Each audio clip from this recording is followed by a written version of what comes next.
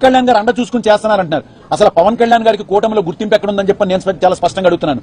ఇవాళ మోడీ గారు 2వ దశ వచ్చినప్పుడు అమరావతికి పవన్ కళ్యాణ్ గారి ఇన్విటేషన్ ఎక్కడుందండి? అక్కడ సిఆర్డీఏ బిల్డింగ్ కట్టారండి. అక్కడ శిలాఫలకం మీద పవన్ కళ్యాణ్ గారి పేరు ఎక్కడుందండి డిప్యూటీ సీఎంగా? ఎక్కడ వైజాగ్ లో జరిగినటువంటి ఒక ఇంటర్నేషనల్ సమిట్ జరిగింది, అక్కడ పవన్ కళ్యాణ్ గారు కనిపించారండి మీకు ఎవరికన్నా?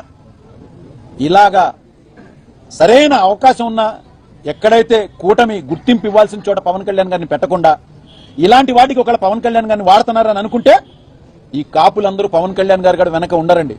ఇప్పటికే చాలా చోట్ల ఆయనకు కూడా వ్యతిరేకత వస్తుంది. దీని మీద ఆయన స్పందించలేదని మా సోదరి అడిగిందండి మీడియా ముఖంగా. పవన్ కళ్యాణ్ గారు మీ అండ చూసుకునే రెచ్చిపోతున్నారని చెప్పని కూడా మౌనిక గారు చాలా స్పష్టంగా అడిగారు. ఇవాళ వరకు ప్రెస్ మీట్ గానీ ఆయన ఎదురొచ్చి ఒక మాట తప్పు జరిగిందని చెప్పి చెప్పలేదంటే ఎవరినైనా నిలదీస్తాం. ఆయన కాదు, వాళ్ళ అన్నదమ్ములు మొత్తం కట్టగట్టుకుని వచ్చి ఈసారి గన మీరు కూటమికి సపోర్ట్ ఇవ్వండి అంటే మాత్రం చెప్పాను కదండి. 88 తర్వాత రిజల్ట్ 89లో ఏం జరిగింది, 2016లో ముద్రగడ గారి తర్వాత 19లో ఏం జరిగింది, ఇవాళ ఈ ఘటన తర్వాత 29లో కూడా రిపీట్ అవుతుంది.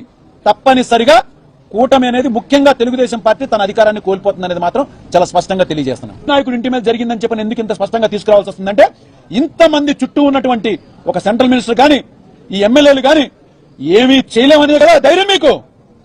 చెప్తున్నా, మీకు గతాలు మర్చిపోయి ఉంటుంటారేమో, ఒక్కసారి గుర్తు చేయదలుచుకున్నాను. 1988 కాపుల నుంచి ఎదుగుతున్నటువంటి పేద ప్రజల అండతో ఒక కాపు నాయకుడిని కూడా ఆ రోజున వంగవీటి మోహన్ రంగా గారిని కూడా ఇంతే కక్షపూరితంగా చంపారు. దాని యొక్క పర్యవసానం ఎక్కడికి వెళ్ళింది? 89లో మీరు అధికారాన్ని కోల్పోయారు. అవునా కాదా? ఇంకొక రెండో ఉదాహరణ చెప్తున్నా. 2016లో 14లోనేమో మీరు ఏదో కాపులకు చేస్తామని బోడకప్ మాటలు చెప్పి 2016లో చేయలేదని దాన్ని నిలదీసినటువంటి ముద్రగడ గారిని వాళ్ళ కుటుంబాన్ని కూడా ఇంతే దారుణంగా మీరు చిత్రహింసలు పెట్టారు. దాని పర్యవసానం 2019లో అధికారాన్ని కోల్పోయారు. ఇవాళ మళ్లీ మాకు కాపులు అండలేందే మేము అధికారంలోకి రాలేమని చెప్పని మా ఇళ్ల చుట్టూ తిరిగి మాయమాటలు చెప్పి కొంతమందిని మభ్యపెట్టి మళ్లా తిరిగి అధికారంలోకి వచ్చారు. మొన్న వచ్చి ఇవాళ అంబటి రాంబాబు గారింటి మీద చేసినటువంటి దాడి రేపు రాసి పెట్టుకోండి.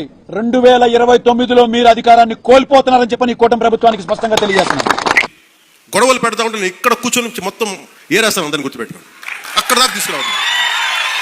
తల్లి బిడ్డ న్యాయంగా పోదాం, తల్లి బిడ్డ న్యాయంగా పోదాం. మీరు ఒక మాట అన్న నేను తీసుకుంటా, కానీ మీరు నన్నన్నా పర్లా, పార్టీ నన్నా నేను భరిస్తాను. కానీ ప్రజల మధ్య వైషమ్యాలను కనుక మీరు చేస్తే దాని పర్యవసానాలు చాలా తీవ్రంగా ఉంటాయి, గుర్తుపెట్టుకోండి. ఎందుకంటే నాకు ఓటమి భయం లేదు. ఇది చాలా చాలా అర్థం చేసుకోవాలి అందరూ. నాకు ముందుకెళ్లే ఆలోచనే తప్ప ఓటమి భయం. ఎందుకంటే నేను నిలబడతాను. నాకు తప్పు అని నేను ఒక వాస్తవంలో బతుకుతాను. ఈరోజు పదవులు ఉండొచ్చు, పదవులు పోవచ్చు, వీటి మీద నేను ఆలోచించుకుని జనసేన చాలకు బలం. రోడ్ల మీదకి అన్యాయం జరిగితే జనసేనకున్న బలం అదే ఇక్కడ ఒక ఆంధ్ర రాష్ట్రంలో చెప్పట్లా. నా సిద్ధాంతాలని, జనసేన సిద్ధాంతాలు నమ్మేవాళ్ళు ఊరికి 10 మంది ఉన్నా వాళ్ళు 1000 మందితో గొడవ పెట్టుకుంటారు. అది జనసేన. ఈరోజు కూర్చోబెట్టి నా మీద అందరూ మాట్లాడేస్తూ ఉంటాను, ఏం చేసావు అది ఇది మాట్లాడుతూ ఉంటే. మరి 2019లో అన్ని కేసులు పెడుతున్నాం, వాళ్ళందరూ ఏమైపోయారు? అప్పుడు గొంతు పెగలేదు. అప్పుడు ఏమైపోయింది? ఆ రోజు అంటే మీరు కేసులు పెడతారని మన నారాయణ గారు చెప్తున్నారు కదా.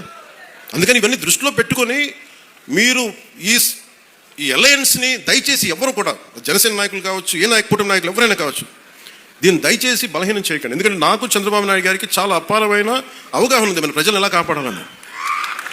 మా ఇద్దరి మధ్య అసలు అలాంటి అరమరికలు కానీ విభేదాలు కానీ లేవు. ఇండివిజువల్గా ఒకసారి మాట్లాడొచ్చు, కానీ కొన్ని చోట్ల 2 పక్షాల నాయకులు కావచ్చు, ఇది ఎక్కువ కాలం నిలబడదు. నేను చెప్తున్నాను కదా, ఎందుకంటే స్టెబిలిటీ ఇవ్వాల్సిన బాధ్యత